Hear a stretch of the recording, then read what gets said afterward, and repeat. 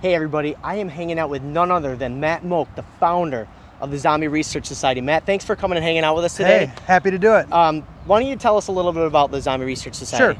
Sure. Zombie Research Society is basically a collection of zombie fans and enthusiasts and scientists and survivalists from all over the world. So I consider it kind of like Boy Scouts for zombie fans. And we've got our board of directors is made up of George Romero, who did Night of the Living Dead from 1968, and leading neuroscientists who've developed a 3D model of the zombie brain. So just, basically a bunch of zombie geeks into zombies. Perfect, right? Yeah. Now, we just have a couple apocalyptic questions for you. Sure. If one were to find themselves in the middle of a zombie apocalypse, what are some things that maybe they should expect, or what are some methods of survival? Yeah, it's a good question. I mean, everybody's got a zombie survival plan, right? Any good zombies fan has their survival plan. So what I would say is that what I always think about in terms of zombie survival is that we don't know exactly what the coming plague is going to be like, but we can all agree that people make zombies, right? So without a lot of people around, there can't be a lot of zombies. It's just not possible.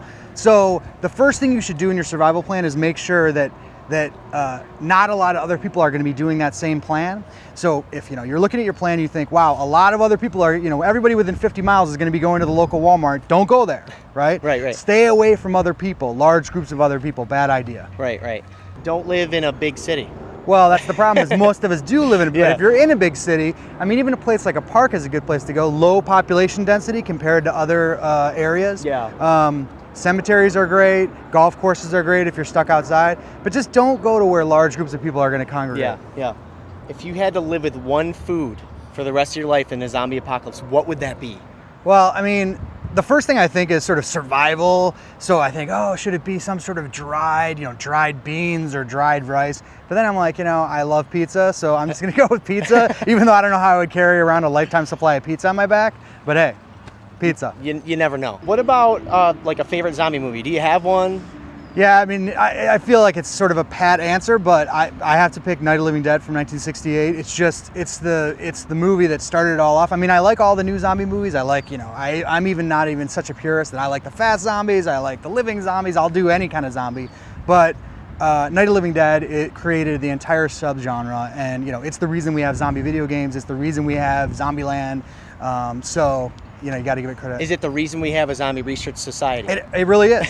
I mean, it really is. George Romero is basically struck genius when he made this little movie that he thought he was creating this brand new monster and called it Night of the Living Dead. And now you can never be too careful. Yeah.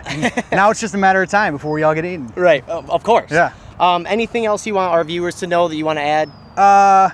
I would just say, you may think that there's never going to be a zombie plague, like, oh, that's ridiculous. Zombies, don't exist and they're never going to exist. But prepping for a zombie apocalypse is just like prepping for any other natural or man-made disaster. So I would say, if you're ready for zombies, you're ready for anything. So, here in Los Angeles, we will have a giant earthquake. We're overdue for it. But that never inspired me to get an earthquake preparedness kit.